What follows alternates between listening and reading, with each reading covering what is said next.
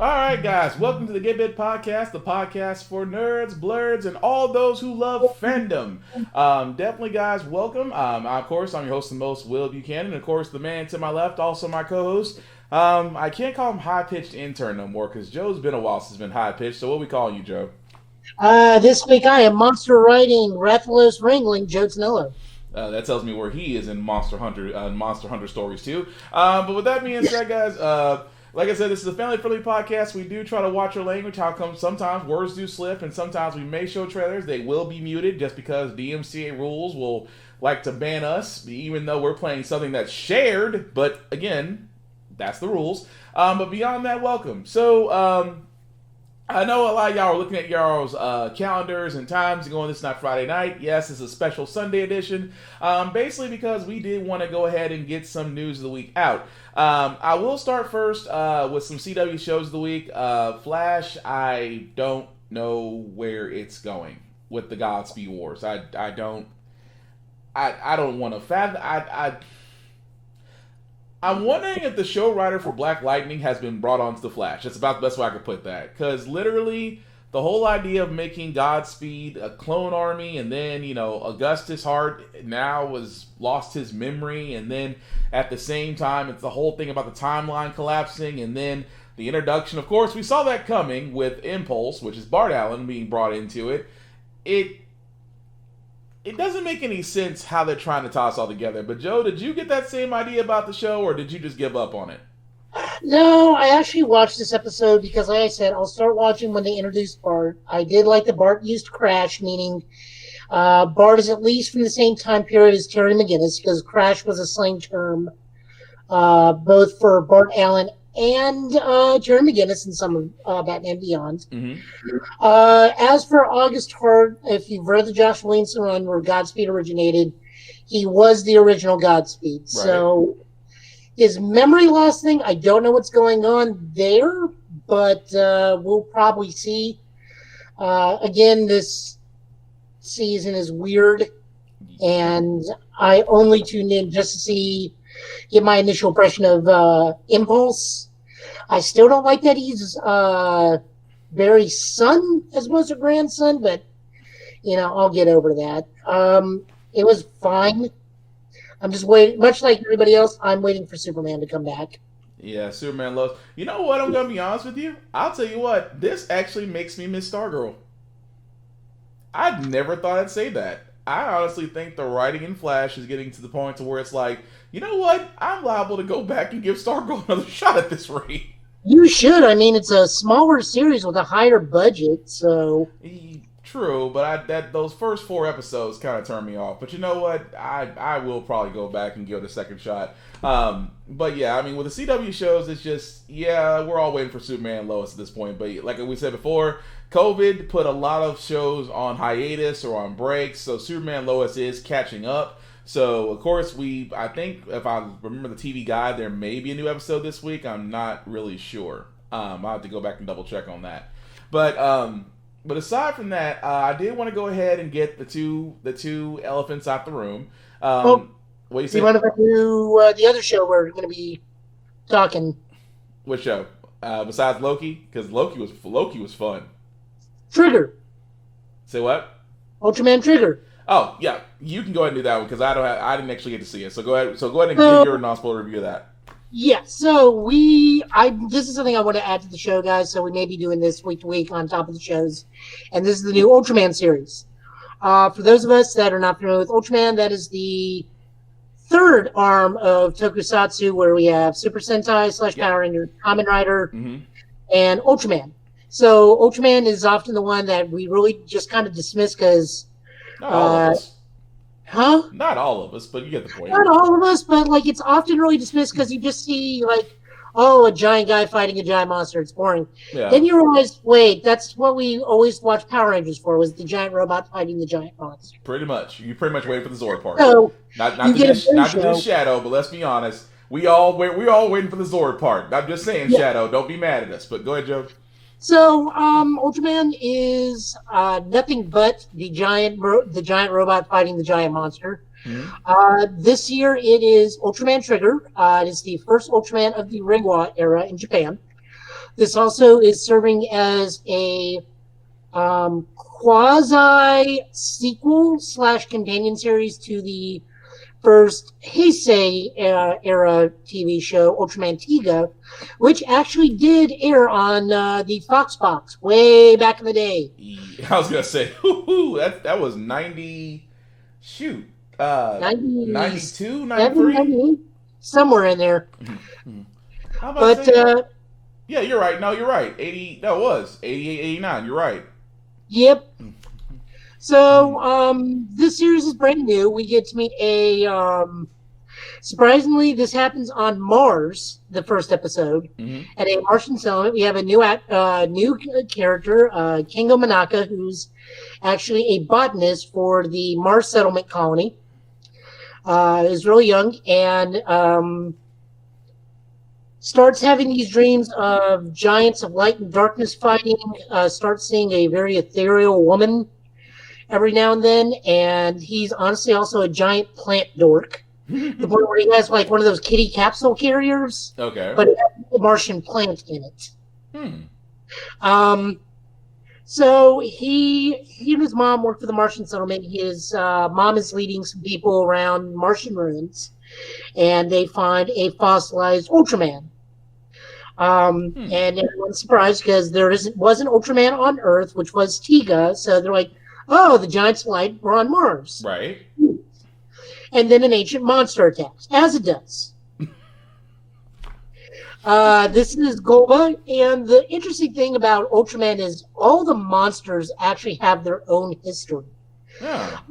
Yes, every monster, it's not like Power Rangers where it's a monster of the week. They are still monsters of the week, but they actually have a very vast history because they are so reused in Ultraman that they have sometimes monsters are good, sometimes monsters are bad, sometimes monsters are supporting characters. Yeah. Sometimes monsters are even specialized armaments for Ultraman. And women. I was gonna say in there like wait. So isn't there like 8 monsters that they use different armaments for Ultraman on? If I'm right, that was 8. Ultraman X, where they had cyber monsters. Right. Okay. I'm thinking a different one. Okay, go ahead. So Kengo transforms into Ultraman Trigger and saves the day. And then the foundation that is running the Mars colony says, hey, you got to come to Earth with me. If monsters appearing here on Mars, more than likely they're going to start showing up on Earth, and we need Trigger, and we know you're Trigger. So I'm formally inducting you into what's called Gut Select, which is that series Earth's Defense Force, which is a upgraded version from the original series, which was just called Guts. Right. Okay, but we're going to be following this series. I really like it. Koichi Sakamoto, which every tokusatsu nerd knows, he is the director for this series. He is very high action oriented. We have spiraling cameras as the fight goes on. But didn't he also do Kamen Rider? He does Kamen Rider, and he actually does quite a bit of Power Ranger directing. So, a lot of the really high action fight sequences in Power Rangers are mostly almost done by Koichi Sakamoto. Not all the time, but more often than not. I'm gonna say the Green Ranger arc from Mighty Morphin because that was all extreme close-up shots on fight sequences. Oh yes, so it was probably him. But yeah, so we'll be looking at this right now from now on, hopefully, and enjoying it. I really like it. The best thing about Ultraman is it's only usually every season is only really 30 episodes. So because they have a smaller episode length, they have higher production values, and it really does show sometimes. Cool. Well, I still got to catch up because I still have that, and I still have the Ultraman on Netflix. I'm still trying to wrap that up because the manga sequel to original Ultraman. Yeah, because I'm still wrapping that one up. So I got double duty on that. But other shows as well. Let's go ahead and get into it before we get to the non-spoiler reviews for Fast 9 and Black Widow. We would be remiss not to talk about Loki, especially the most recent episode, just because It was exactly what I wanted it to be. It was total backstabbing. It was total double crossing. It was Loki on overload, and it was exactly what we needed for this series to see all the variants.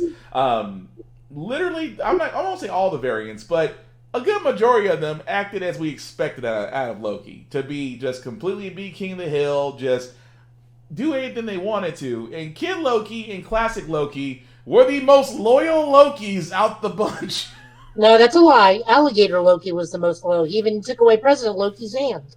Well, true. I mean, yeah, Alligator Loki was also loyal, but to see Classic Loki come back and sit there and literally be the distraction for the Tempest just so they can try to enchant it, I was like, that's it's an unusual Loki quality for self-sacrifice, if it makes sense.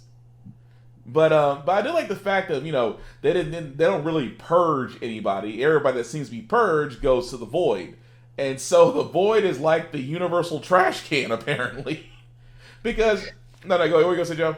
No, I was going to say, we originally thought this was taking place in, like, burnt out, destroyed New York. And then we learned, no, the Golden Gate Bridges are there, too. Right. So I wonder if those are the Golden Gate Bridges from Star Trek 4.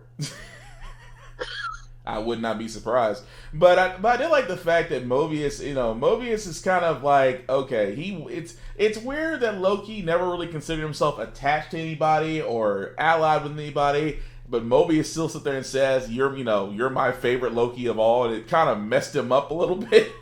It's like Loki was like, I have a connection. You never watched the Ragnarok movie, so that's why. Yeah, I mean, true, but it still was just funny to see all those Lokis come together. At the same time, now that they enchanted the Tempest, it's like, okay. And of course, Mobius goes back to the TVA. And it's always that question now of, because as I think, isn't Loki supposed to be like 8 episodes? Probably. Now, do we want to get into spoilers? For Loki? Yes. That's Sunday. Go for it. What do you got? Whose mansion do you think that is? Because I don't think we're dealing with Kang the Conqueror. I think we're dealing with his future version in Mortanus. I think it's Kang. Well, I won't say Mortanus. It just the reason why I say that was because that and the timing of the What If trailer. And the Easter eggs in the What If trailer did show Kang. So it's like there's that. You know how Marvel does, let's be honest. There's hints in everything that they do. And especially, it's not like Kang would be a perfect entryway through Loki. That's what makes me think that's his mansion. Of course, then they're going to throw us on, it's going to be Rama Tut, which is also Kang. Mm-hmm. Yeah, they will throw red. I mean, don't get me wrong, Marvel throws red herrings out there all the time, so I would not be surprised if who we believe is Kang is pretty much his other incantation. So I would not be surprised. But my money is still on Kang just because he's the most recognizable one. If that makes sense. Well, we know it's not Mephisto. I'm not going down that route. I went down that route the entire time with WandaVision. I am not going down that route again. I will just wait till Doctor Strange and just wait to sit there and say he finally showed up there. But nah, what do you think? Because I still say it's Kang. When you saw the mansion, what do you think it is? Or I should say, who do you think it is? It's more than likely Kang or Immortanus. It's going to be one of those two.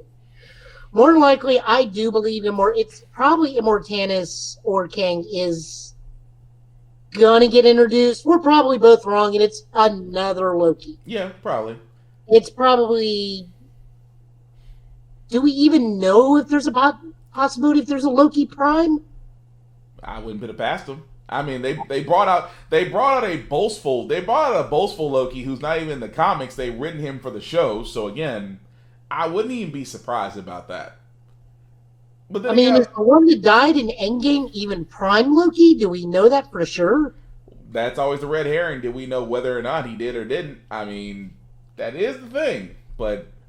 That's also good. But again, that's also a good point. But that's the rabbit hole they take us down, and we're sitting here again. It's WandaVision all over again. It's like we know there's a hand in this, and we want to guess who the hand is. But that's so Go ahead. We'll just face it. We're just all going to be wrong. The chair will turn. It will be Alligator Loki the whole time. If it is, I'm gonna say well played. I will say well played. If Alligator Loki is literally the hand behind all this, I will say well played because. And then he'll talk. It'll be like Lawrence Fishburne or something for a voice. Oh, not there is no spoon. No, I'm not gonna do that. That would be messed up. But again, it would still be funny. But I'm not mad about Loki. I think this was this 5 or 6?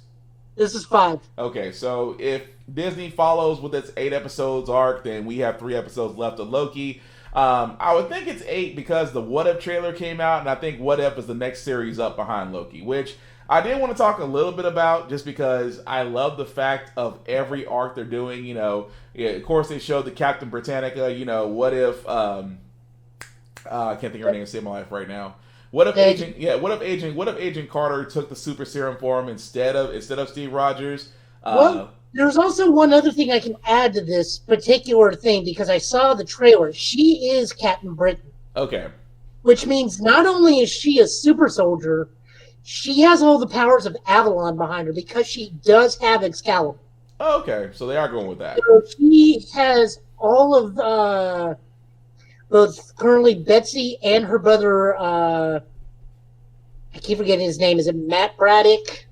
I want to say you're right. It sounds familiar. I want to say you're right. But while you're looking that up, though, I mean, there's so many what if stories out there. Brian. She has all of Brian's powers. Okay, there you go. Probably on top of being a super soldier. See, that's what I'm saying. That's going to make some interesting stories, especially with T'Challa being part of the Guardians of the Galaxy. What if they went to Wakanda and picked up the wrong kid? And of course, the zombie one, Marvel Zombies, is always going to be an interesting story. So, was Marvel Zombies supposed to take place in Age of Ultron during the chemical plant fight? I want to say yes, but I'm not 100% sure. And then we also see what if Vision gets all the Infinity Stones. He basically becomes, that's always, it kind of wonders because with a being like him having literally all the powers of the Infinity Stones, would that make him chaotically good, or would that make him just neutral? Well, we saw, if you look and freeze it, you see he's wearing like a golden exo armor that kind of looks similar to Ultron's, but the Deathblade had the Infinity Stones, and he had a lance. So he's like Adam Warlock and Ultron put together. Yeah, yes. I mean, don't get me wrong, it's an interesting concept. What if he did have contain all the Infinity Stones? But that's the beauty about What If, though. It's literally these stories out there that, of course, are canon. Let's be honest, they wouldn't exactly exist in the Marvel universe, but they kind of do because they take different parts. But I'm looking forward to that as well. But that makes me think, because it's coming out so soon, that Loki's only going to have 3 more episodes, and then we're going to see, because we already know Loki will still will be somewhere in the MCU. We know that much. But what if it definitely is going to be a series I'm going to definitely enjoy watching. Not really much in the world of video game news, unless Joe wants to talk about his Monster Hunter Stories 2 Wings of Ruin run so far. I literally just hatched the Rathalos after 10 hours.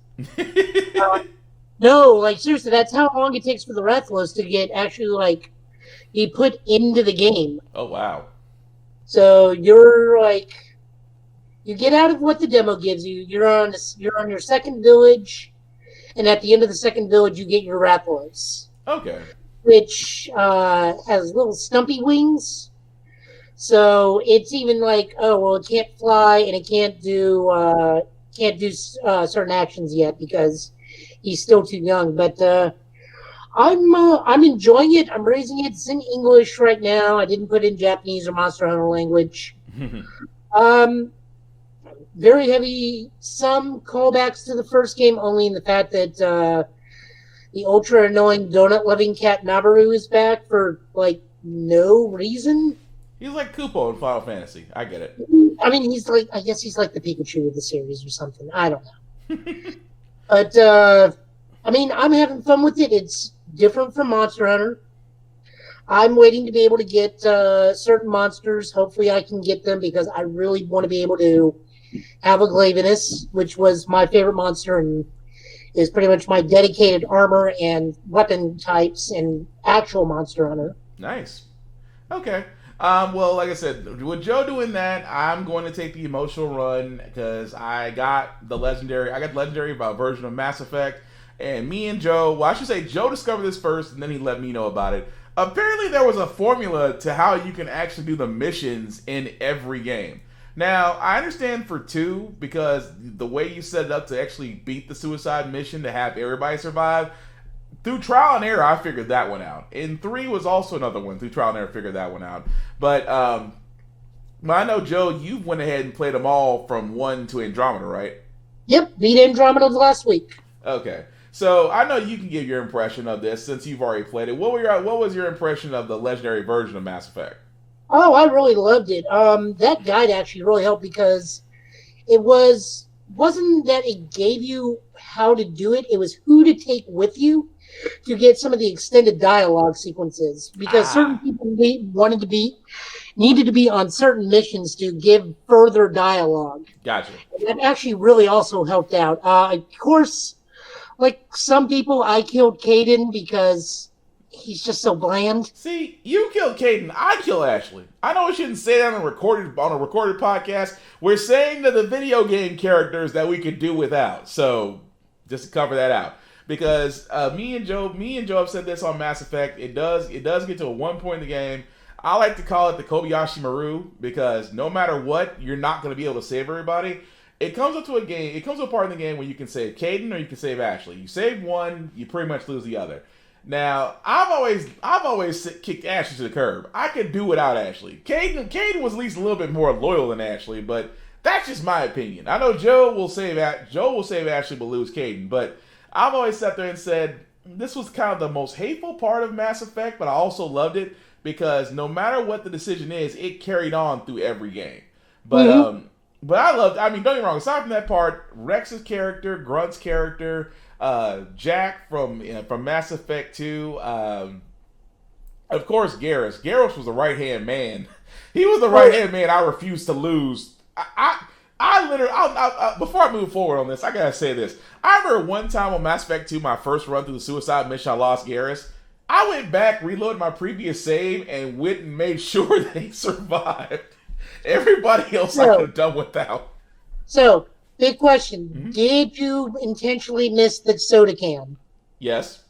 Okay, I think nearly everybody misses the soda can on purpose, I believe. Yeah, because I intentionally missed it when he was Archangel in 2. But still, but my thing is just like, for that one, I know I wanted you to give your opinion of it because I know you played it. I plan to start it's been a while since I've done this, a 4-game rotation that I'm going to try starting tonight, with Mass Effect, with Monster Hunter, and with a game someone told me to try, but I kind of ignored it, Prey, which is Prey, that's on PlayStation. It's a Dead Space-like game just because me and a buddy of mine who are Dead Space fans and was excited that EA confirmed that they are doing a Dead Space 4. He sat there and prodded. He said, "You ever played Prey?" I said, "That weird game that has the guy with the globe for a helmet." He goes, "Yeah, it's actually fun." So I'm adding that to my list, and also I'm adding Guilty Gear just because there's going to be a tournament coming up for it. An online tournament, for all those that want to know. If you actually go to Guilty Gear Strive, there's actually an online tournament, which, again, I know Joe has played Guilty Gear a lot more than me, so a little, not as much. I mean, I had Mass Effect Andromeda, I have Monster Hunter. I do pop in and, play some Giovanna, but, you know. Okay, fair enough. But that's my rotation for the next... I'm saying this as a 2-week rotation. From 2 weeks from now, I want to be able to sit there and be able to come back and talk about these games because let's be honest, there's a lot of games out there that get lost in the sauce, or upon first view, they're not very good. They're not visually pleasing, but because we don't give them the chance, we kind of miss out on great games. So I'm kind of taking that for the next couple of months to really go into this. Especially since I'm waiting for Godfall to come on PS4 because I don't have a PS5 yet. I would not pay dang near $1,000 for a system. If I'm going to pay for a system that much, I might as well build it. So that's just neither here nor there. Okay, so what Monster Hunter are you doing so I can help you with this? Monster Hunter 2. 2? Nope, actually, I'm sorry. Wrong. Rise. Rise. Okay, I can help you with Rise. Okay, cool. That's what I was like. Monster Hunter 2, no, that's not right. Monster Hunter Rise, because I got that on the Switch. Had to think about that for a second. But I'm actually going to have that in rotation. I need to see my friend code for the Switch, too, now that I think about it. But beyond that, moving on toward to wrestling, not really a lot. WWE is still crappy. There's no reason to talk about SmackDown just because... you don't want to talk about the sword that was made from the tooth of the Loch Ness Monster? Which is probably on WWEshop.com for about $350. I saw that and I was like, this is terrible. But then again, it's Vince. I shouldn't be surprised. It's Vince. I mean, don't get me wrong. The show that got me, of course, was AEW's Road Rager. To see Tommy End, also known as Aleister Black, now known as Malachi Black, and now that he's in AEW, and AEW is starting to get on so much more talent, but they're actually expanding into 3 different shows. I mean, aside from AEW Dynamite, they have AEW Dark, and then Dark Elevation, and now Rampage. So it's 4 shows that AEW is going to be pushing out. They're spreading themselves too thin too quickly. I want to say that, but at the same time, I'm kind of hopeful because I said the same thing about Dark and Dark Elevation, and they're both doing very well. So, you're right, 4 shows, because WWE did this too. WWE, I think, had almost up to 6 shows at one point, and they started to falter. But, again, all the writing is done and approved by Vince and rewritten by Vince, so... a little bit different from AEW, but we'll see where that goes from there. But I'm happy for Tommy End, also now known as Malachi Black, because that guy is way, way, way too talented in promos and everything else to just be let go by WWE. And then they make the mistake of giving this guy a 30-day non-compete instead of a 90-day non-compete. Yeah, they screwed themselves up on that. That was still funny because he's like, "Oh, I have a 30-day. Cool. I'm not gonna say okay." Because usually for all those that don't know, if WWE releases you have a 90-day non-compete, which means that you can't be on TV or anything else for 90 days. Malachi Black, also known as Aleister Black, WWE only had a 30-day because his contract came from NXT, and NXT has a 30-day non-compete compared to Raw and SmackDown and Main Event, which they have a 90-day compete. So it worked out great in his favor, so I'm definitely not knocking that. Now, that's really all the wrestling news. Now, I do want to go ahead, before we get to other stuff, so reviews. So we're going to go ahead and knock out Black Widow. This is a non-spoiler review, so we are not going to give away any hints or things of that nature. I will say this as a hint. Yes, it is a Marvel movie. Yes, stick around for the end because there are additional scenes. We are not going to talk about what those additional scenes are. So, if you are still wanting to watch Black Widow, whether you're going to watch the movie theaters or on Disney Plus for $40, now's your time to mute us for the next foreseeable few minutes because we are going to talk about it, but it's going to be a non-spoiler. So, Joe, I'm going to let you go first. What did you think of Black Widow after watching it? So, me and my lady friend Casey, we went to the drive-in to go see a double feature of this and Cruella. We both really enjoyed this. The most I would say about this without spoiling anything, posing. Lots of posing. I'm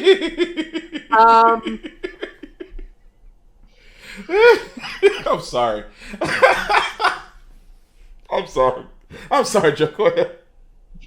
I knew I was going to break you with that one. It was enjoyable. This is a pretty good film. This is not going to blow anybody's mind. This is actually kind of a fill in the blank movie. Mm-hmm. Because this is set in between Winter Soldier and Civil War. Mm-hmm. It was fine. It gave me some good laughs. It introduced new characters to the world. It shows a nice family dynamic, albeit highly dysfunctional. Yeah, very. The villain was kind of bad, but that's about it. Yeah. I mean, the villain itself was very, very... just Saturday morning villain to me. It kind of seemed like the main bad guy from Mask would have been a much more threatening villain than this dude. Claw would have been a very more villain. Claw from Inspector Gadget could have been better. But anyway, go ahead. Their version of Taskmaster, very well done. I kind of wish the costume was a little bit better.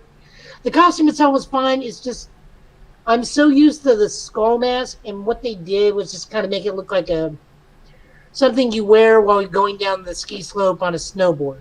See, I have a theory about that, but go ahead. Well, we all know it's a data-based processing helmet. Mm-hmm. I mean, it was interesting. They did get like the powers right. Like that was never an issue for me. Right. Like I said, overall, it was a fine movie. It was a movie that was just, again, made to fill in a gap. So I enjoyed it. Although, honestly speaking, since I did see two movies back to back, we did not get home till like 2:30 in the morning. Cruella was better. Dang. I mean, that's comparing. It's two movies from two very different franchises, or two very different genres. Excuse me. It's an action movie versus a heist movie, and heist movies are just always a bit more fun in the grand scheme of things. Yeah, to keep the audience engaged, it makes sense. And it's Emma Stone, which I like a lot, versus Scarlett Johansson, which I just like. I think, honestly, the Yelena actress was actually better than Scarlett Johansson, in all honesty. Florence Pugh. She did shine. I think that was purpose. I think purposely they wanted her to shine a little bit more. Yeah. Mm-hmm. But, I mean, like I said, it's a good movie. You'll enjoy it if you like more action movies. This is a action family comedy, but let me also preface this is not something to take small girls to. Ooh. This is a very hard PG-13 on several things. To a certain extent, I'll agree with you, because we had some, without spoiling anything, we had some minor animal cruelty, which was kind of disturbing. Considering the fact that the Animal Humane Society watched all this.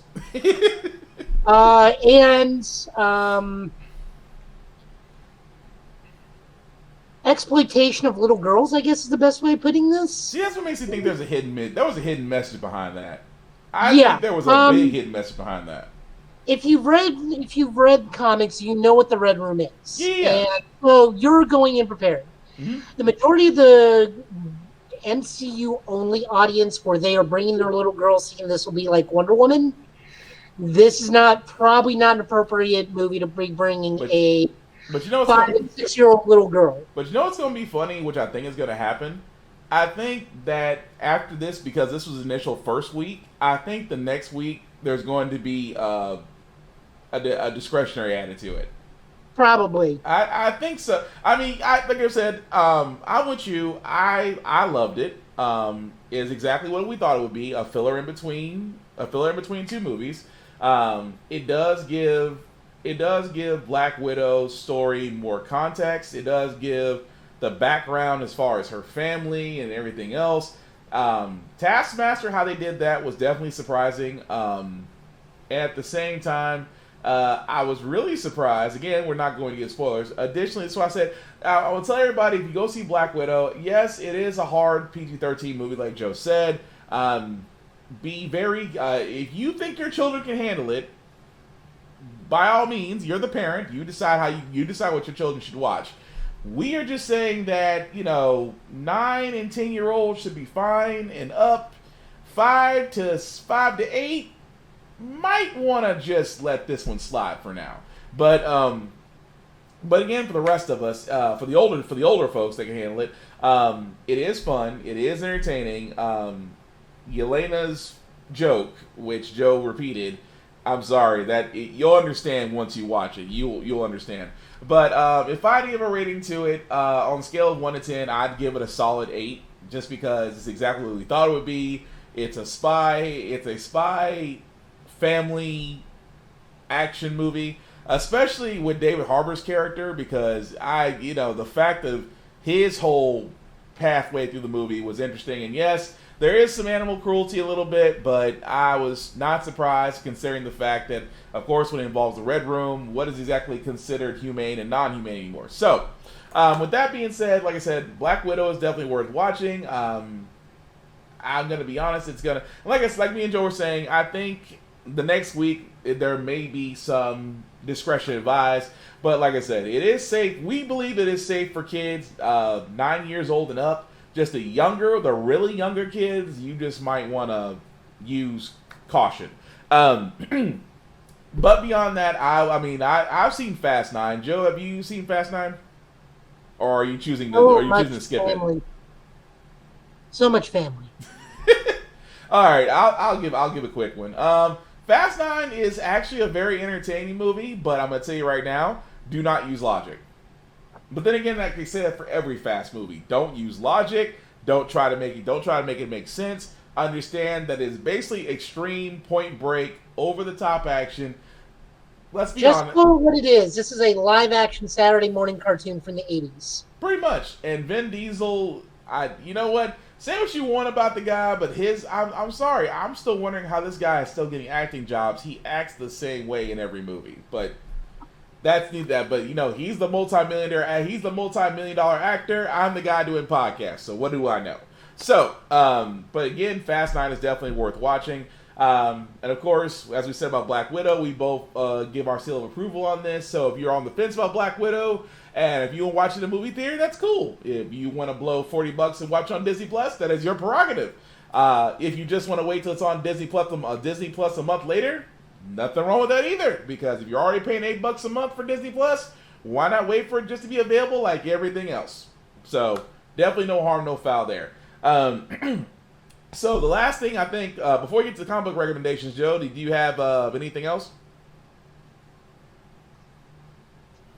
I think I'm going to start collecting Excalibur books. Why do I not need more X-Men books? Oh wait.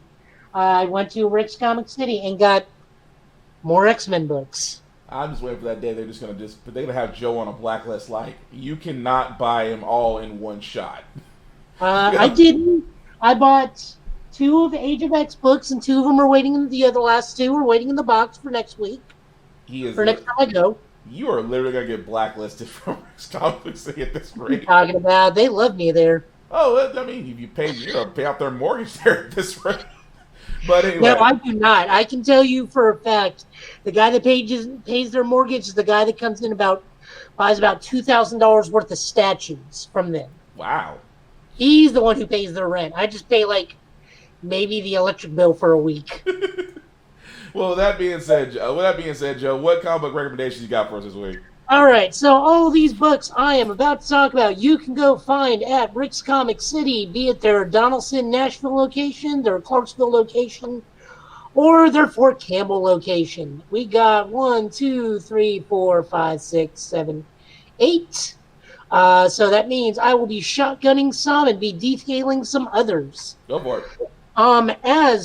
We are talking about Ultraman, the reason we are talking about Ultraman is yesterday was the 55th anniversary of the series. Was it yesterday or Saturday? It was yesterday, which was Saturday. Wait, that was...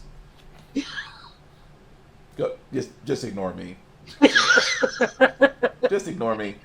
So this is written by Kyle Higgins, who is of the Power Ranger fame. Also, he writes Radiant Black, which is another very big recommend for me. And art is by Francisco Mana. The long and short of this one, we're going to shotgun this one because I don't want to spoil. Plus, this is also book 4. So, to get everybody caught up, Shin, which is Ultraman, and fellow United Space Patrol, or USP, Cadet Kiki Fuji have rescued longtime USP member Dan Moriboshi. For those unaware, Dan Moriboshi is also Ultraman 7, one of the 7 Ultra Brothers. Who was kidnapped and has been gone for a very extended period of time. Dan was held by a group of dissidents who control a robotic kaiju, which Shin defeated in Ultraman form last issue.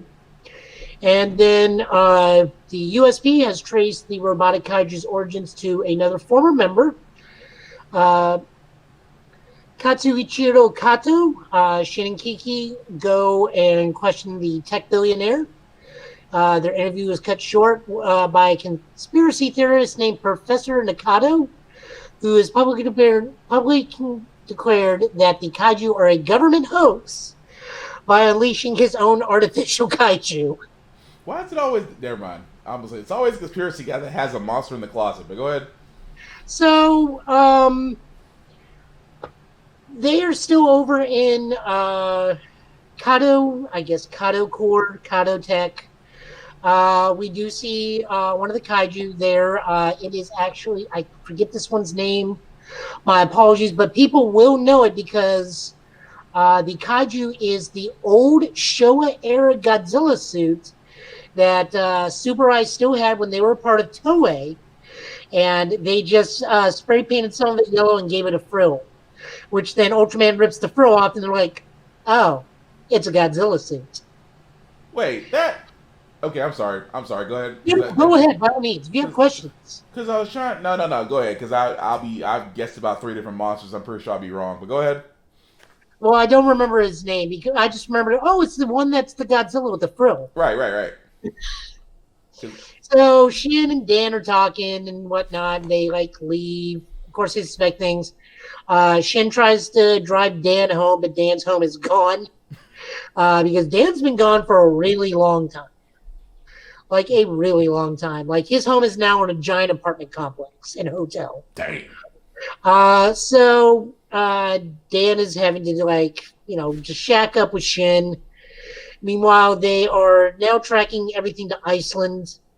Dan and Kiki are at Iceland looking over some ruins with people, while the conspiracy nut is totally exposing them for who they are. Shin is talking to Ultraman. It's like, yeah, we got to go down there and stop this. And Ultraman's like, you can go down there and stop this. Every time we've become Ultraman, we've only escalated the situations when it's involving humans. Right. I don't have a problem with you summoning me when it's monsters, but I don't want to be a part of the human problem. Dang. And Ultraman's and Shin's they're going to die. It's and then Ultraman's as a result of our actions, more than likely, yes. I need you to understand what a short-term need is and what a long-term consequence from you becoming me is on your world. He's literally getting a lesson in ethics from Ultraman. Okay. I'm sorry. I was of all people to give an ethics lesson about his... I'm sorry. Go ahead. I'm sorry. So then they are monitoring the situation, and then they see that Dan and Kiki are going to die because they're going to be shot. And then the Ultraman's okay, now it's escalated to the point where it's appropriate to summon me. And then the kaiju comes. So Ultraman is so Shin's all right, well, now on top of them about to die, there's a kaiju, and Ultraman's okay, now you can summon me. Why does it feel like a checkbox? We have him on? Okay, we're good now. We've covered our bases. The interesting thing is this time around, and this is pretty unusual, is the Ultraman himself is actually communicating with people, which is something you don't see very often. Right. Usually you only see Ultraman communicating with the host body, but this time Ultraman is talking to the USB, and he's strong specialist because he doesn't know anybody's names.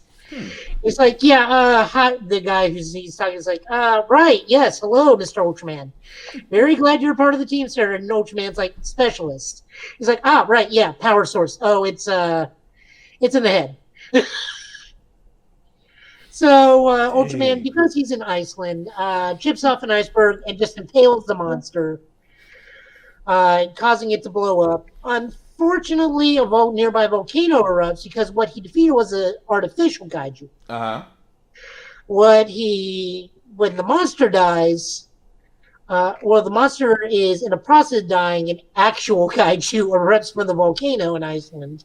Dang. And it's Zambular the Walking Inferno, which is an ultra monster who's at some things, and Zambular does not like the fact that there's a kaiju near his home, and immediately uses his magma ray and incinerates the artificial kaiju just in half. That's annoying. Did you really just pull a get off my lawn situation? Yes, he did. I'm sorry. So that's the end of that one. So now it's what remains of the artificial kaiju versus the real kaiju versus the Ultraman, while Dan and Kiki are trying to evacuate people who don't believe in kaiju because of fear scaring nuts. If I was Ultraman, I'm sitting out. I'll be honest. Okay, you guys want to box it out? Cool. I got next. The unfortunate thing is the USB members are there. Yeah. But still, though, that's got to be funny. But that's Ultraman 4, issue 4. It's a lot of fun. Because that's how I know I'd be a terrible Ultraman. I knew I'd be a terrible Ultraman just because, okay, artificial kaiju, real kaiju. Y'all both want to fight. All right, I'll just be back. Whoever's still standing, I'll come back and deal with you. I'd be a terrible Ultraman.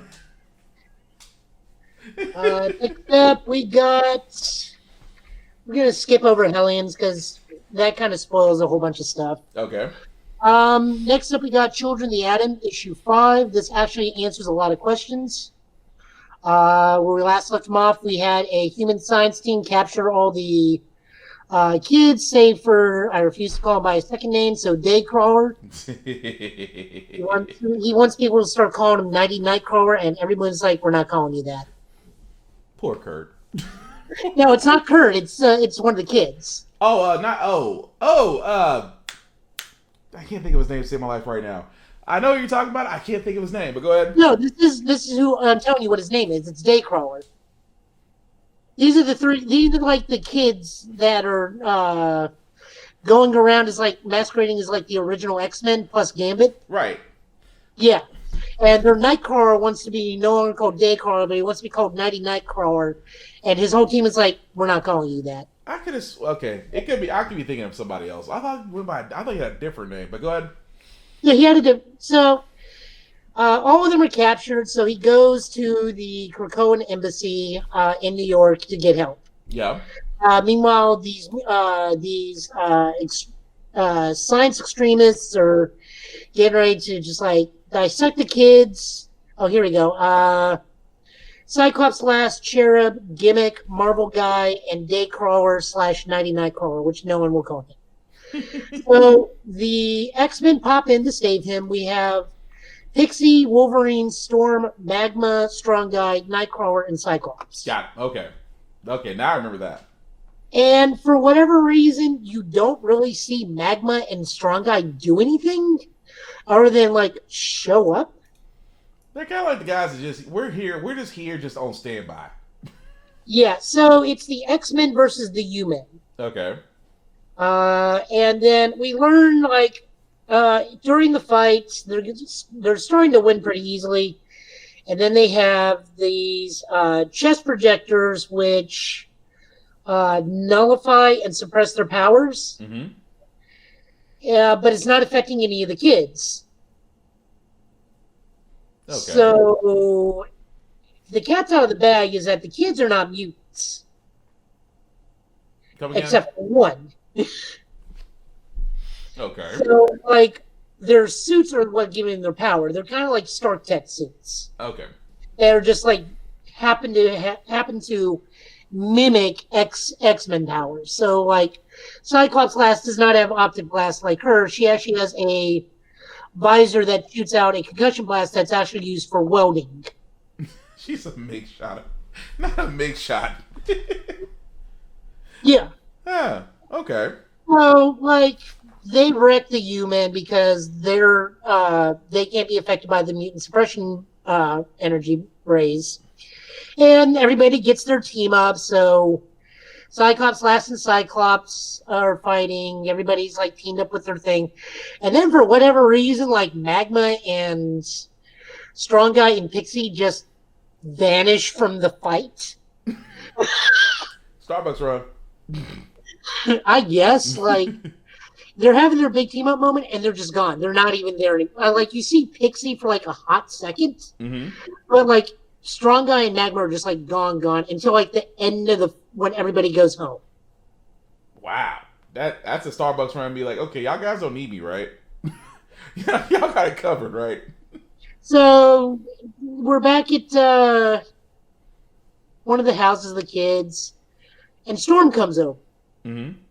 And Storm's like, well, I'm here to give, they're like, oh crap, we are so screwed. We're mimicking you guys. And Storm's like, no, you're kids. It's what kids do. You're trying to explore the nature of your identities and try to learn what your actual self is.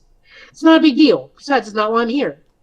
Like, okay, well, Miss Aurora, why are you here? It's like, well, the Hellfire Gala's tomorrow. Mm-hmm.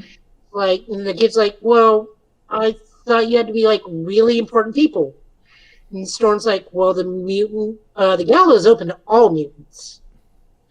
And Beatrice, which is Cyclops, is like, we're humans. And then Storm's like, are you? And then she hands an invitation to Gimmick, which is the Gambit. Uh-huh. It's like, welcome to becoming a mutant, little sister. Here's your invitation to the Hellfire Gala. Dang. And she's like, neat. Meanwhile, everybody else is just kind of either like stunned or super happy that she's getting to go, but like Carmen, which is Gimmick's actual name, is kind of like, yeah, I guess I'll go. That's that. I can only imagine that same. It's one of those you just don't say no to Storm. No, the fact they were all dead scared of Storm, it's like, oh crap. It's like Storm walk. Well, let's be honest. Storm walks in the room. There's not going to be a lot of people back talking her. Let's just be honest. Well, we learned last week that Storm can shut Doom up. So right. Even Doom wouldn't try Storm, and that's a guy who tries everybody.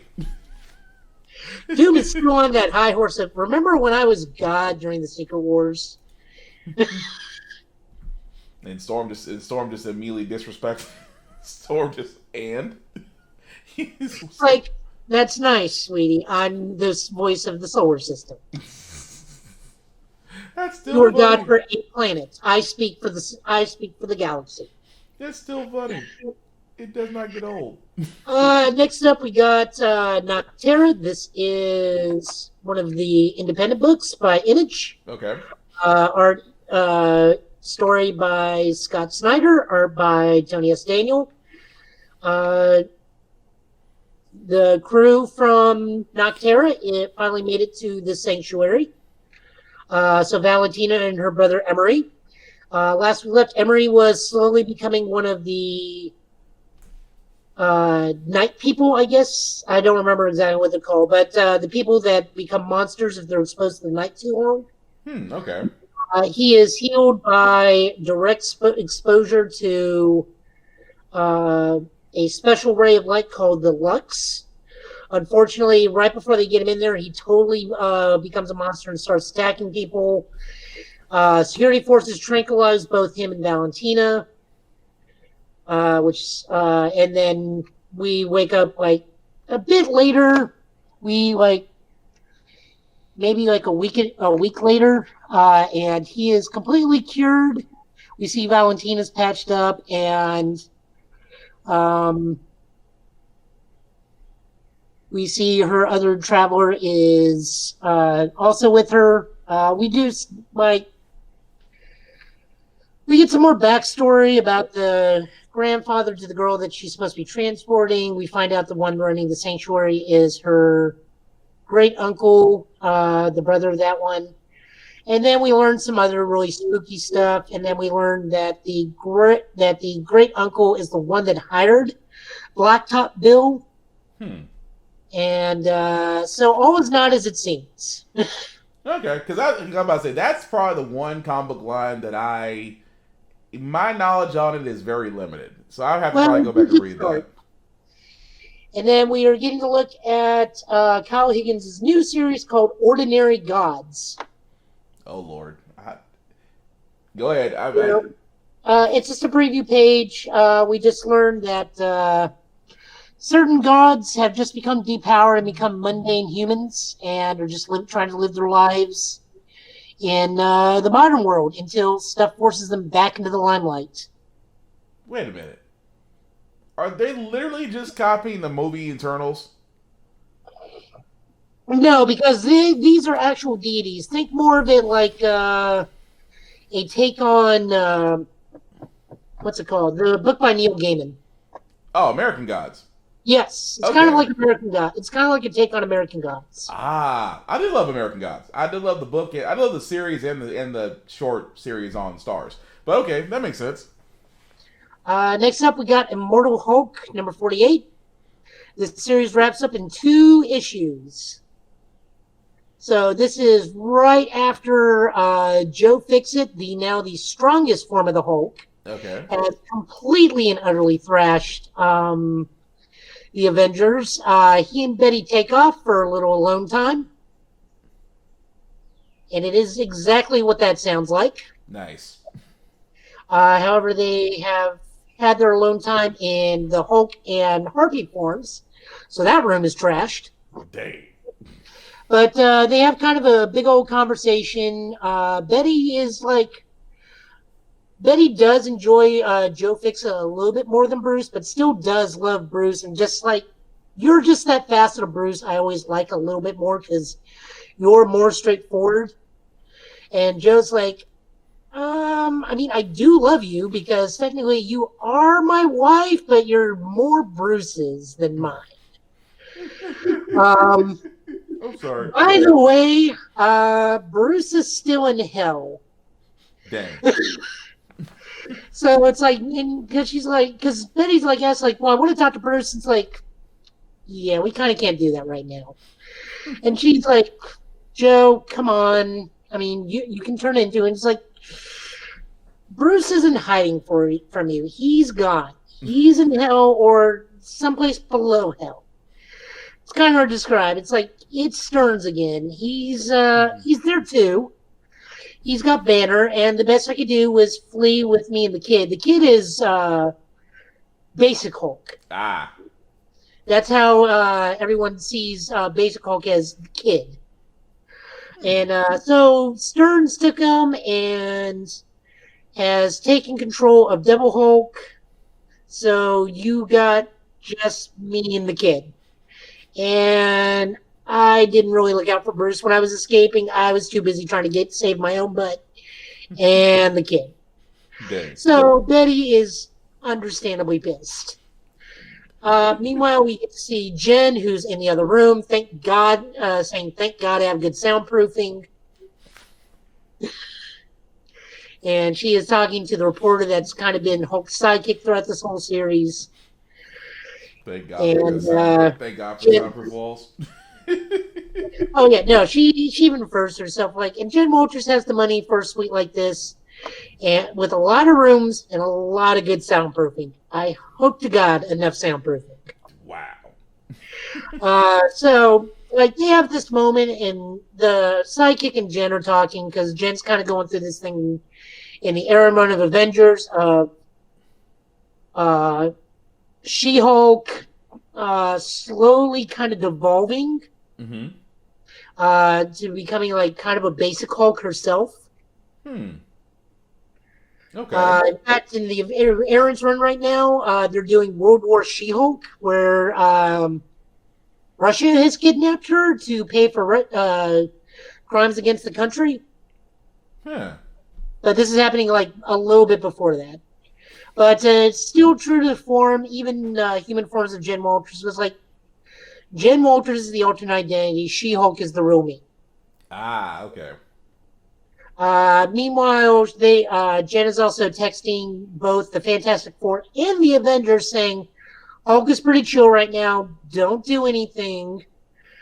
Don't aggravate a situation which doesn't need to be aggravated. And like the thing, it's like, all right, so what are we doing? As like half of the team has coffee and half the team's just sitting there trying to figure out what they're going to do. Right. It's like you just said, okay, so we want to do everything that's not going to tick him off. Or do we? It's like, okay, we don't want to aggravate him, but we don't want to take him off. It's like we need to take him, but we don't want to aggravate him. It's like, okay, how are we going to pull this one off? So then we go back to Betty and Joe. Joe does apologize. Like, look, I'm trying to be better. I am sorry. I did not save Bruce. And Betty just immediately calls him on his BS. It's like, I've known you all your existence. Right. It's like, you're a good guy sometimes. Sometimes you can make me happy. We can laugh together. Sometimes is not good enough. I know you. You will go immediately.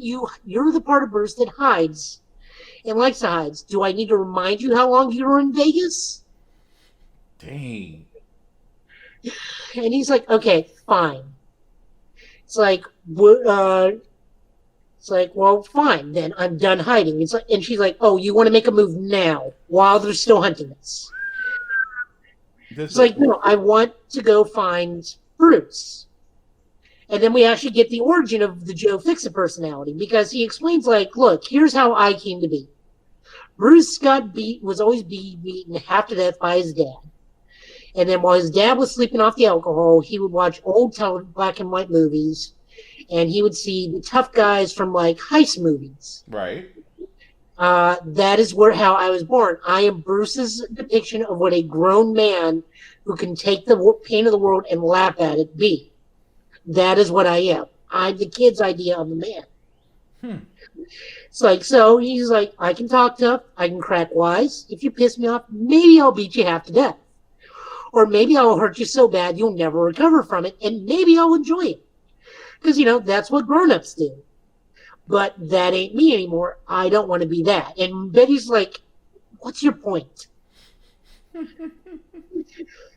he's Betty just like, Betty was just going straight for Betty's has had enough of this. And so Olga's like, I'm trying to say I love you. That's what I'm trying to say. She's like, really? It's like, I don't want to say it anymore. I'm sick of not saying it. It was always you, Bets, for all of us, technically, because we are all Bruce. Right.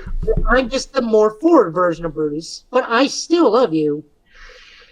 And Betty's like, what do I do with that? You hid that from me all your life. You hid in Vegas. You basically died, making me think you were dead. And this is just not something I need to deal with. I already have to deal with that from Bruce. I don't have time, the patience, or the energy to put in dealing with you, Joe. She's about to just go ahead and just jump off she's about to just sit there and say, it's the end of this. Pretty much. So she's like, he of course plays the, well, I want to be better. And she just like looks and is like, do you really? And even he goes like, oof. It's like, that's what I like about the new you, Betty. You do not pull punches. He's like, do you? It's like, I want to be better. Do you? So, of course, he immediately asks her the stupidest questions, like, does this make me a good person now? Oh. And of course, she immediately just, like, leaves. Flies out the window, and he, of course, he just, like, turns around and then just does, like, yeah, okay. I guess I'll just count to 1,000. Dang. And then he comes out there and is like, so Betty took off. Don't everybody look shocked. And She-Hulk's like, with the coffee cups, like, She-Hulk not shocked. This the whole nutcheck episode. Just geez. Oh yeah, because we're wrapping things up. Mm-hmm. So like the sidekick lady who's the reporter is like, so what's the plan? He's like, all right, look, I've been reacting since Shadow Base fell, and the world's trying to come get to me, and I just want to do some good. So, you want to know who's a good person? Nobody. Nobody's a good person. Nobody's anything what they've ever done and whatever they got done. It's time to start getting things done. All right, let's go find Bruce. We're going to have to all die again. Dang. And then we got to go find Stearns in the place below. After we got to find the green door, and then that's how it ends. Okay. So, like, and yeah. So we see the next time we see Hulk. We see where things are going for Hulk. Mortal Hulk 49. We see a picture of him jumping through the red door, which is new. We see that Betty has gone to join a version of the Defenders. That's interesting. Which has Doctor Strange, Silver Surfer, and two people I'm not familiar with. And then Gamma Flight. I don't know why they did this to themselves, but they happened upon Scar. That's not bad. I had to go back and go read that because I was like, dang. Oh, I love Immortal Hulk. It is such a good book, but it is visually terrifying sometimes. Are we talking like it terrifying? They say visually. This is a horror comic. This version of Hulk. Yeah. So it's gorgeous to look at, but it is visually disturbing sometimes. There's a lot of body horror. Yeah, I played Dead Space. Can't be that bad. But what else you got? X-Men 1. This is the Fallout from the Hellfire Gala. All right. We will try and keep this as spoiler-free as possible because this starts out the new stuff. We already see what is probably going to be the new bad guys. They're not happy. It's someone from Earth who is immediately not happy that mutants colonized Mars. They are really not happy with them. Why would... That's still funny. Meanwhile, on the southwest corner of 86th Street in Central Park, a giant Krakoan treehouse has popped up, which is the new base of the X-Men. Wow. Cyclops is out taking selfies with people. Phil Urich, with some monuments to fallen mutants. Ones that have chosen not to be resurrected or can't be resurrected because they existed before Cerebral was backing people up. So like Thunderbird, Jonathan Proudstar from the original X-Men Giant Size issue, he cannot be resurrected. Okay. All right. Because he existed in a time before Cerebral was backing up mutants. Oh, so they're actually going to keep him in place with the rules this time. That's a first. Yeah. But go ahead. So I mean, they have circumvented death, but it's only after a certain period of time. Gotcha. So if this was before Cerebral was backing up whole mutant personalities and minds, you can't come back if you die. Okay. Fair enough. Ben Urich meets up with Cyclops and just is, asking questions because he is technically a co-owner of the Daily Bugle, but still a reporter. And asks Cyclops, like, isn't this a little conspicuous? Don't you usually operate out of a mansion? Cyclops just sounds like, I just always wanted a treehouse as a kid. Dang. So, Phil was trying to just get some questions, and Cyclops is like slowly going into the treehouse. And like, all right, Mr. Urich, have a good night. It's been a pleasure. Meets up with Jean, gives her a kiss. We start seeing some of the other X-Men still working on the treehouse. Sync and Forger like doing some stuff, and then Polaris finally shows up. We get a grand tour of the treehouse itself. Okay. Yeah. They have a small layout and everything on the page. Really, really gorgeous. We see Wolverine is waking up with like a giant thing of coffee, about probably what I drink. Keep in mind that Wolverine is Laura this time around. Right. Jean is there, and they just discuss some stuff. We get a rundown of the treehouse via X documents. It's just funny that Scott Summers, I'm the one in the treehouse. That's just going to stick with me, but go ahead. We see a meteor crashing into Earth, and Rogue is telepathically telling Jean, hey, we need to get over here already. Mm-hmm.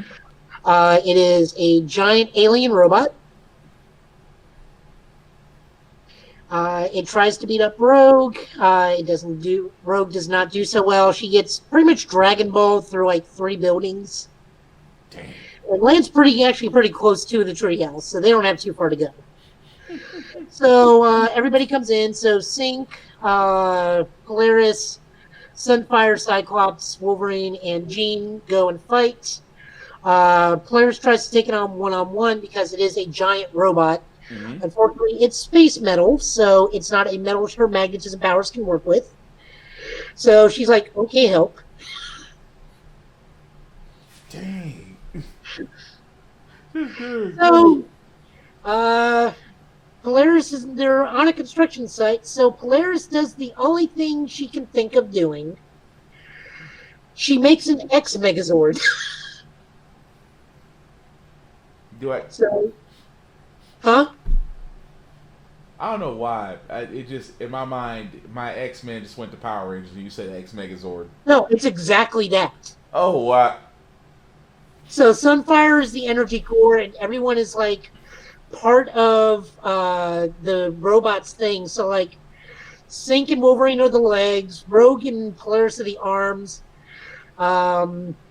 Jean is running the defense array, Cyclops is running the attack array, and Sunfire is the power unit. Oh, wow. They literally make an X-Bot. Just wow. So now we have a giant robot fight between the X-Men and the alien. I was just wow. Go ahead, Joe. Oh, I love it. Go ahead, Joe. They win, of course. Wolverine just like gets tired of the X-Robot, jumps out and falls into one of the robot's eyes and just claws her way through the whole robot. That is not surprising at all. I'm surprised Laura actually stayed there long enough for that to occur, really. Well, she just didn't really want to be a leg. Well, I mean, nobody wants to be a leg in a Zord. And she even, she's like, I need a shower so badly. So they're like, all right, well, the X-Bot is made. What do we do with it? And somebody, I guess it's Sync, was like, I have an idea. But, like, all the Avengers and all the Fantastic Four are like, we're on the way. And Jean's like, don't worry about it. It's already done. We're good. And the people are cheering for the X-Men, which is kind of unusual to the point where even Sync is like, being cheered is weird. I'm sorry. That is. Well, it's like, it's not too bad. It does happen from time to time. And Cyclops like, all right, everybody, great job. We're going to do a lot of great together. As for today's creations, how about we think the Krakoan archipelago in the Atlantic could use a lighthouse?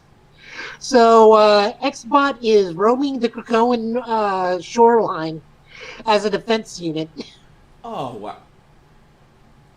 So there's that. Just wow. That's like, and they were very good. They actually say the word Zord just out of curiosity in the comic. No, they do not say Zord, but it's very obvious it's a Zord. Gotcha. Because I was about to say it is noted as X-Mech. Because I was gonna say that was so on the nose about that part. It's like they said X-Zord. I'm like, yeah, somebody's gonna be calling very soon. Okay, so they're trying to figure out where this robot came from, and we shift over to somewhere in the universe called Game World, where this has pretty much just been a bet. Okay. All bets are closed. Some dude has made the Mind Raver versus Earth Civilization, and someone just lost a bet and lost a whole bunch of money. So this entire attack on Earth is just literally someone's bet. And we learned that the X-Men's new enemy is a evil sentient cordyceps mushroom called Cordyceps Jones, who is inhabiting a dead astronaut's corpse. Wow. We also learned that the High Evolutionary is there during this. So we're either going to be dealing with Cordyceps Jones or we're going to be dealing with the High Evolutionary. Cordyceps. Because it's just Cordyceps Jones. Like, huh? Cordyceps. I'm sorry. The name just. I'm stuck on the name right now. Cordyceps Jones. Just. So betting is going to be continuing, and they're going to be betting on things of Earth. We also have a small X document from the desk of Ben Urich. And we also see some other stuff going on, which I don't want to spoil because it has to deal with some other things with the evolutionary process. of mutants and resurrecting. It looks like someone is trying to engineer their own resurrection protocol chamber, and it just doesn't work. We just don't know what's going on. Ah. And then we also get a nice little space lawyer, which is a callback from New Mutants, because of Arakko colonizing Mars. Has Arakko caused you distress? Call space lawyer. Or have you ever lived on Solar's fourth world? Were you ever born on Mars, lived on Mars, or marooned on Mars? You may be entitled to compensation for the Arakko people. Please contact Blurred Space Lawyer. That's still funny. It's still funny. By the way, if you've read New Mutants, he is a terrible lawyer. He is like the Lionel Hutz of X-Men lawyers. Oh. Not the law. Dang. Dang. Okay. I got the idea now. Just all right, moving on. We got Green Lantern number 4. We will shotgun this one. John is fighting back against the bounty hunters that are after him. Okay. We learned that these people are not after the planet, the natural inhabitants. They're literally bounty hunters hunting Green Lanterns. John fights back. We learned that these guys, of an open bounty of 1,000 lanterns, they have collected on 300 of them already. Mm. We also learned that they are tracking Green Lanterns and keeping the rings because they have Stell, which is a purely robotic Green Lantern, his decapitated head wired into their computer.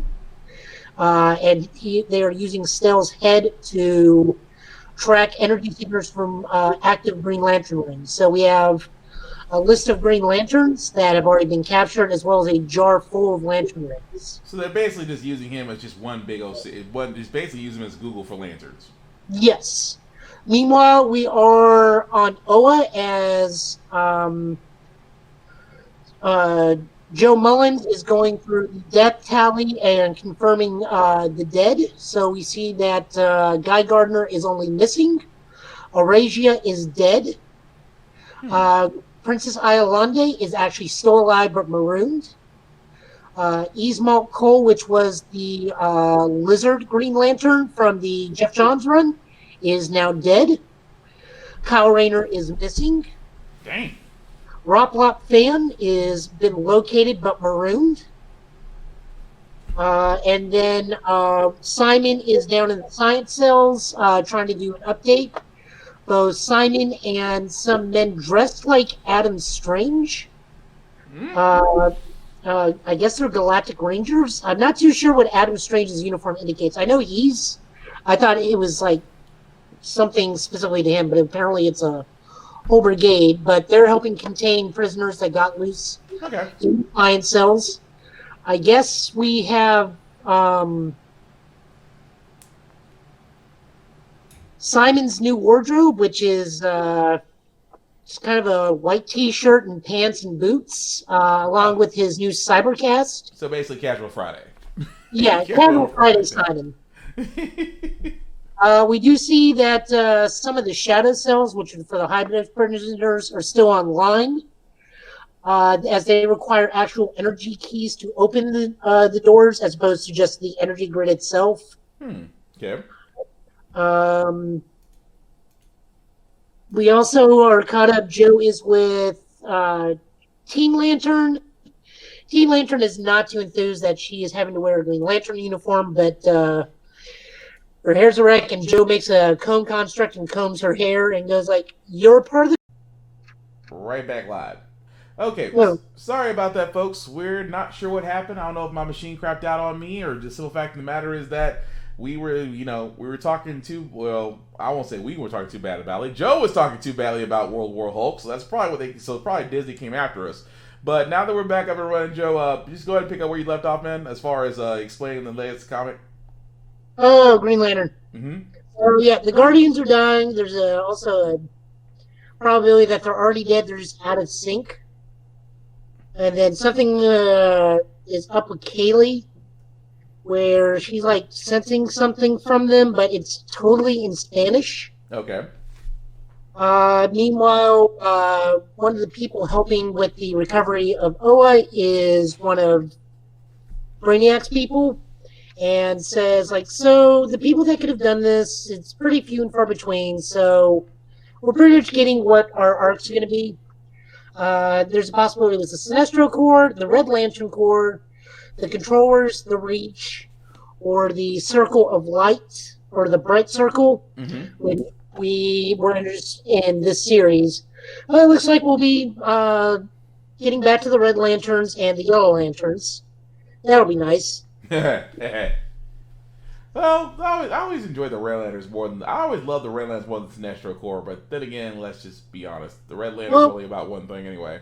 The other thing we learn about the Sinestro Corps from later on down the road from the solicits is that Jessica Cruz is now a member of the Sinestro Corps. Interesting. Yep. So there's some stuff going on. Like, Joe's like, great, Sinestro, just what I need. Meanwhile, Kelly is yelling Monster, which is just monster. Joe's like, I still can't understand you because, like, her ring is just not translating anything. And we think it's the gauntlets interrupting her translation matrix. This is just from me. That's the only thing, because her gauntlet is going nuts. But she's saying it's a monster, someone you know. And if you're not going to, pretty much just translating of, if you're not going to take care of it, then I will. And she flies off. And I just like this part. It's like, the Brainiac woman, it's like, so the Lantern Child is upset, and she goes like, no shit. It's like, her medical report says she's suffering from PTSD, from post-traumatic stress. No shit.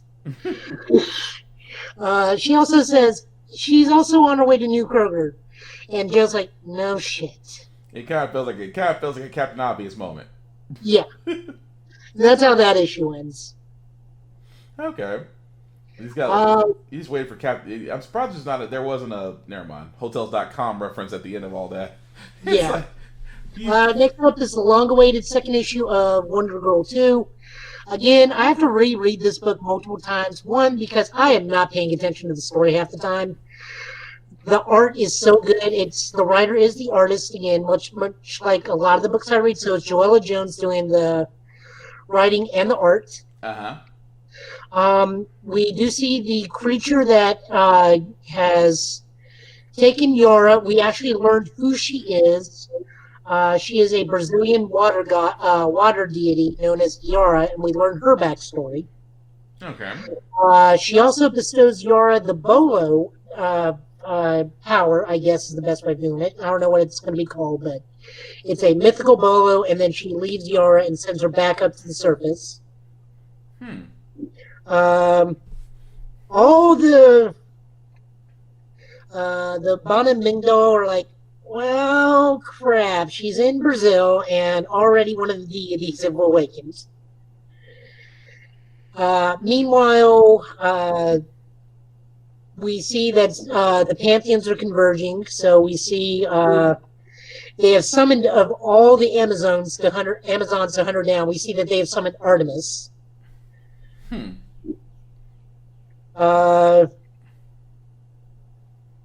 And one of the other queens of Queen the Bang Mingdal Queen Faroka, has summoned Artemis. So Artemis is now sent after her. Meanwhile, Yara's kind of still dealing with what happened to her, and it's a little odd because water is dripping upward off of her, as opposed to dripping off of her downward.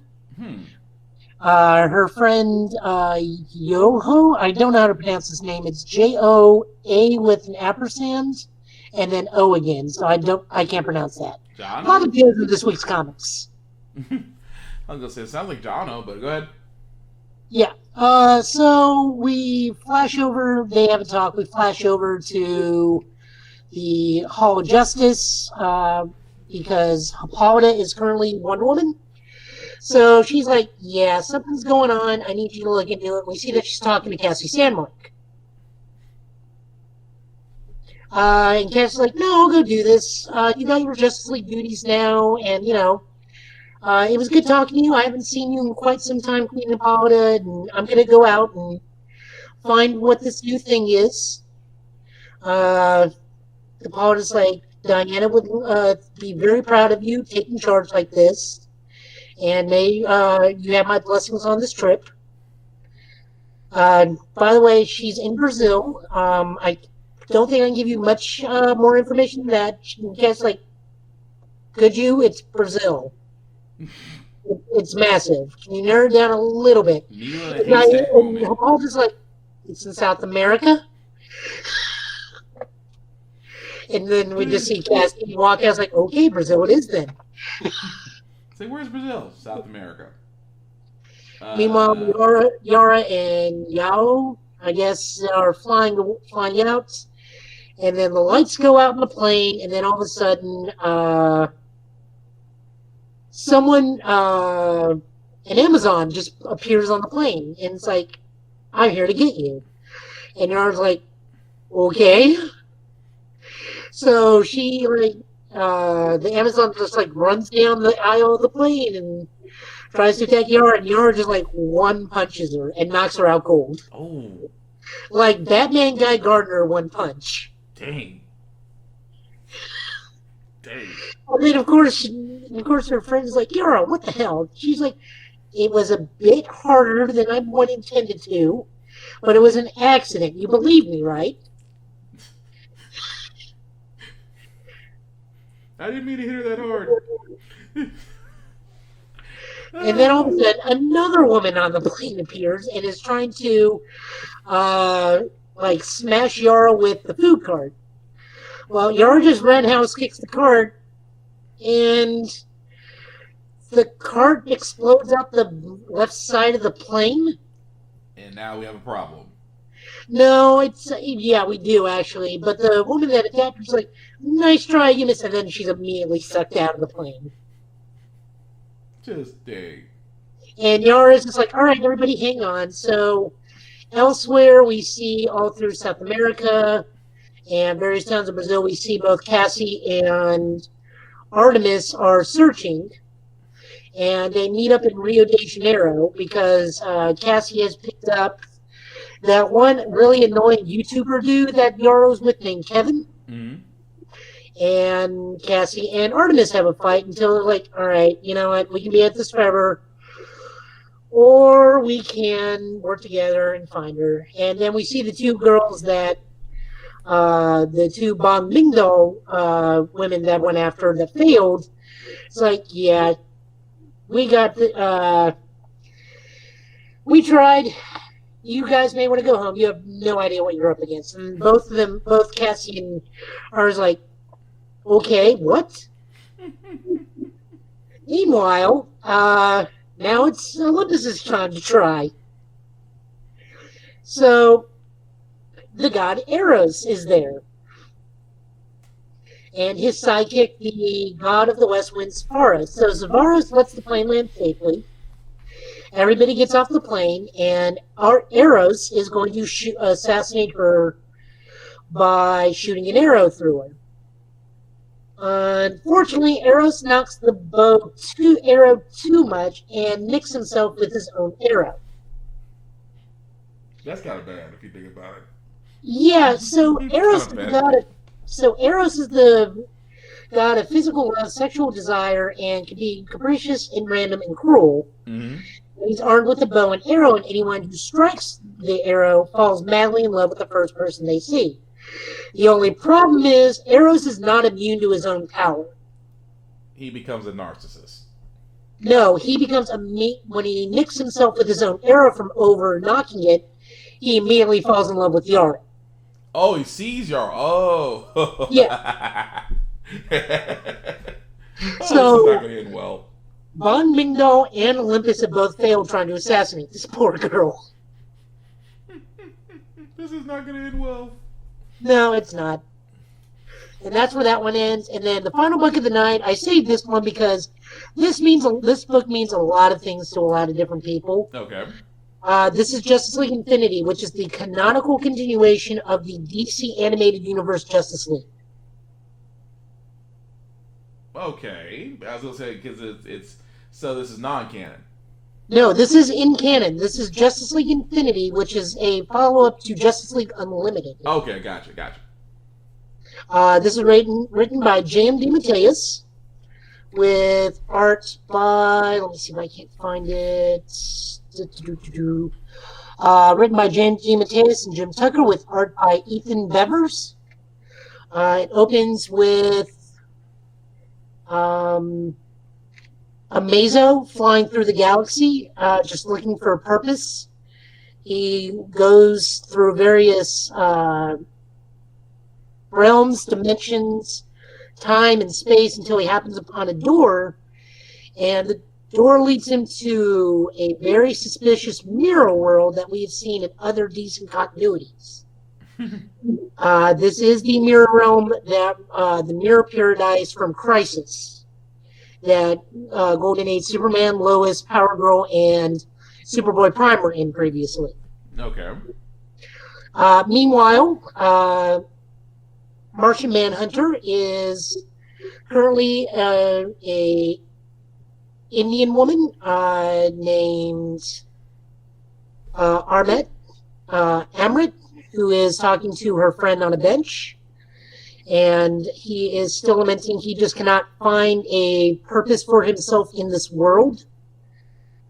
And then we jump over to Flash, who Flash is like beautiful girl, hot date, lips locked, distressed, lame excuse, hasty exit. This is like Flash just like murmuring to himself. And the best part is I can read this in Michael Rosenbaum's voice. So he was probably on a date with Linda, and he had to ditch. So he runs into the Metro Tower, which is the current headquarters of the Justice League, and has to see what this giant crisis is, and it's a surprise birthday party for him. Now, the interesting thing about this is this is written by J.M. DeMatteis. So not only is the Justice League there, but the JLI are there too. So Elongated Man, Fire and Ice, Booster, Blue Beetle, which now confirms that Ted Kord is still alive in the DC animated universe, and in the Justice League continuity, he is the Blue Beetle still. Okay.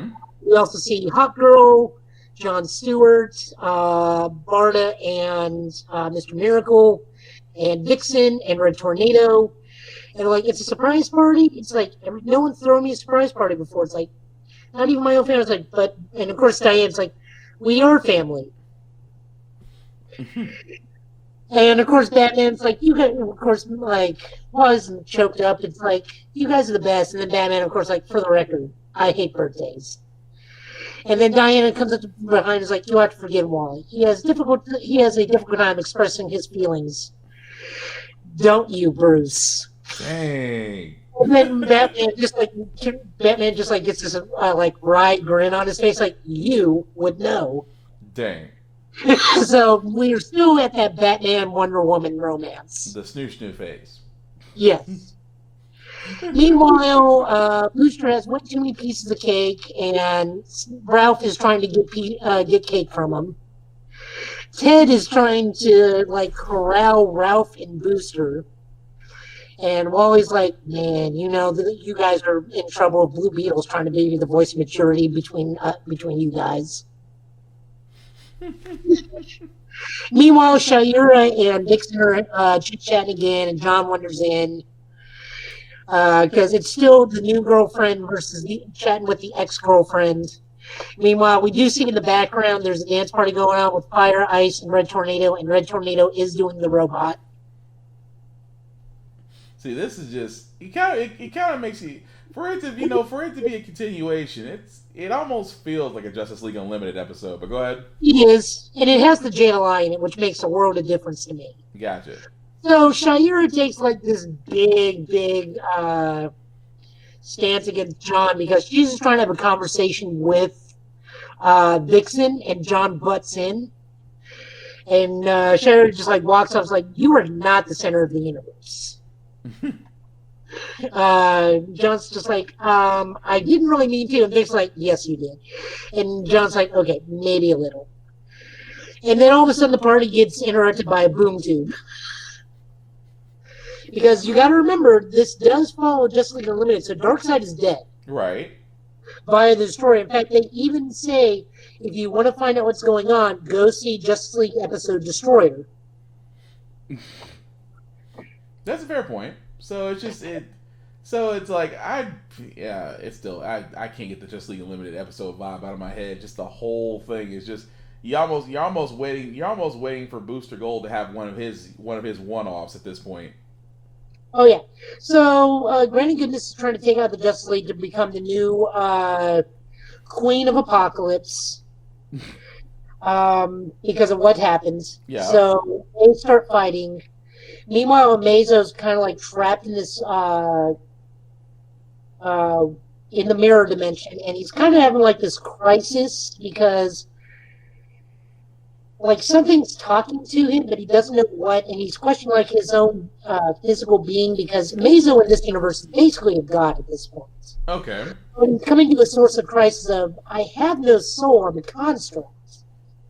But I'm also a god, so I'm technically not a living thing, but I'm also unparalleled being. What am I? He pretty much does the Superboy punch and breaks the mirror galaxy, and then actually does shed a tear. Is Thanos' regretful moment? Yeah. Meanwhile, the fight in the Justice League universe is going on, and Booster is trying to fight off everybody while eating cake. This is... and then a second boom tube opens up, and Calabac comes out. And Calabac is like, well, I'm here since my father abandoned our world because apparently they don't know about Destroyer. Mm-hmm. Like, if I win, I will become the new ruler of... I'll be the one to take the throne. Yeah. Meanwhile, Booster, Blue Beetle just looks at that and is like, so they're here to show off just to get a throne? And Batman's like, basically, yes. And then Blue Beetle's like, and they call us nincompoops. Meanwhile, Ralph is still trying to steal Pacey from Booster Gold, who, like, activates a force field. It's a fair comparison. It is a fair comparison. I can't knock that. That is a fair comparison. So the fight rages on, and then Mr. Miracle, like, activates a boom tube, and boom tubes everybody away. John does sense the fight going on, and starts to leave to go join. Mm-hmm. But then just like, no, I don't want that life anymore. And then turns back into his newest human persona. Meanwhile, the party's kind of like destroyed and everything, and I was like, this is the best birthday ever. And then Batman's like, I'm glad you're happy, Wally, because you're cleaning this up. It's you know what? That's typical Justice League Unlimited. Just there's a mess. The first person that's gonna be the janitor always has to be Wally. So meanwhile, after the party, Superman is having dinner with Lois, telling her about what happened, and she's like, asks like, so what about the Flash? Did he actually end up cleaning your HQ? It's like, you don't say no to Batman. You're not supposed to say no to Batman. And then she's like, poor guy. And the Superman's like, I mean, not really. It only took him 7.5 seconds. Well, then again, it's out. But then of course, not saying no to Batman. Let's be honest. He was kind of the bully of the group. But and then we see the energy is leaking from where Amazo punched the mirror wall, and energy is leaking out. So as they are about, Superman and Lois are about to toast, something happens, and Superman becomes Justice Lord Superman. Oh, okay. Like, they swapped places. It's not like he became him. It's like Superman became displaced, and then the Justice Lord Superman took his spot. So the next issue is Where is Superman? So it's gonna be not like a swap like Bizarro, not like Bizarro World. Shoot, dang, I can't think of the name of it. Well, I guess if they're following the canon, I guess the multiverse is still around, but still. Yeah. But no, I'm excited for this because, like I said, this is the continuation of Justice League Unlimited. This is the next step. We do get to see what everyone does afterwards. We'll get to see more relationships continue and whatnot. A lot of people our age will get their favorite version of the Justice League back. Okay. Well, aside from the fact of what CW did to it, that's pretty cool. Well, you know. Oh, cool. Well, thank you, Joe. All the books. Say what? I said, but that is all the books for the day. Cool. Well, I did forget one thing though. I was gonna ask you before we wrap this up. What did you think of the Witcher 2 trailer for the season 2 on Netflix? I don't really watch The Witcher 1. You didn't like it? I don't like fantasy stuff that much. Okay, fair enough. I love The Witcher. I love The Witcher Netflix. The first season was great. I still say Henry Cavill can play Geralt of Rivera for as long as he wants to. No. Remember, we've talked about this. It's Jerry of the River. Oh, you call Jerry of the River. I gotta give it to him. The guy himself was really into the role and the fact that he wanted the signs because of the signs the Witcher actually uses. He wanted to do and actually wanted to keep it that way. I gotta give a guy respect. If he's gonna be involved in something, he's gonna do it full throttle. I can't knock him for that. But I saw the trailer for season 2. I'm definitely digging it and can't wait for it, and also the spinoff of where it's gonna be for The Witcher. Because let's be honest, Netflix, if it has a lot of viewers and stuff behind it, it's going to throw a lot of money behind it. But, if it's going to only do so much, they're probably not going to save it. Even though they gave Lucifer another season, which I'm appreciative of, because Lucifer is still a great show itself. But again, like I said, looking forward to that for you. But just to wrap this up, well, that's really gonna do it for our podcast, guys. Before I do get out of here, Joe, anybody? I said, "Oh, wow, that was terrible." Joe, anything that you want to let people know about and where they can find you? You can find me on all the social media stuff. So Joe Italian last name on Twitter, Nashville Green Lantern, Nashville Scarlet Spider.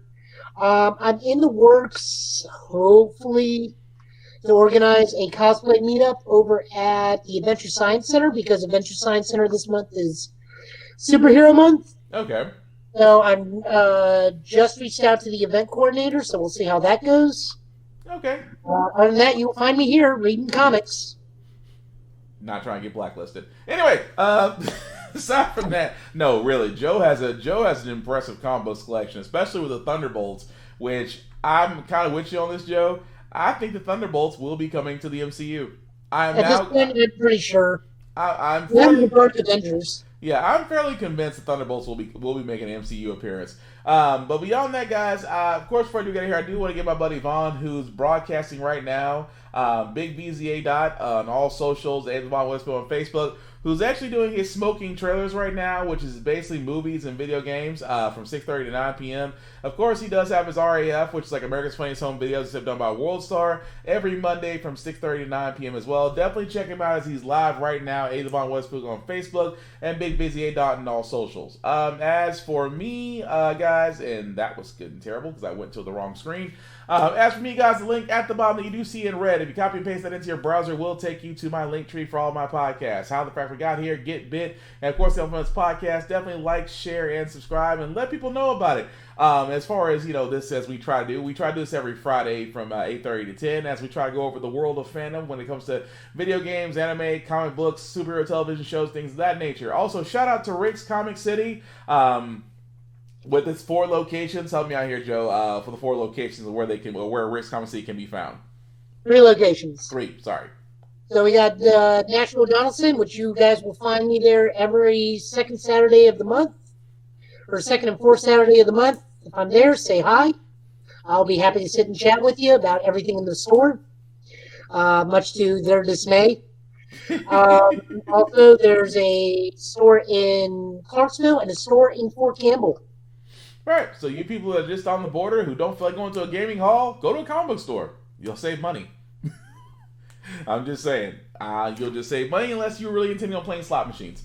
But with that being said, definitely wanted to give them a shout out because I still do believe that comic books are the last bastion for a lot of great storytelling, things of that nature. So if you're able to go to a comic book store, especially Rick's Comic Book City, please do so, and definitely support local comic book stores and bookstores because they are becoming a dying breed. Aside from that, if you do not have a comic book store where it lows to you, but you do have a library, definitely go to libraries.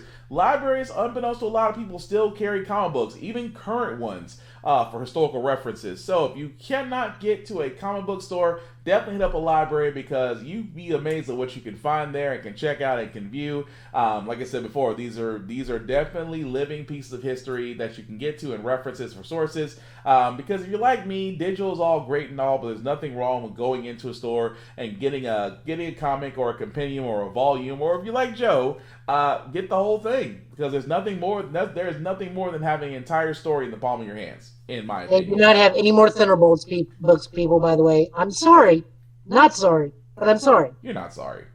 No, I'm not. You're not sorry at all. All the Thunderbolt books are gone. But with that, so guys, if you want your Excalibur books, get them now because that's my next thing. Y'all been warned. Well, with that being said, guys, like I said before at the end of every one podcast, if you have the ability to make somebody happy, if you can do it for a minute, a day, an hour, or a lifetime, please do so. The world can use more random acts of kindness. Aside from that, guys, I've been Will. This has been Joe. This has been the special Sunday edition of Git Bit. We'll be back at our regular time on Friday at 8:30 to 10 p.m.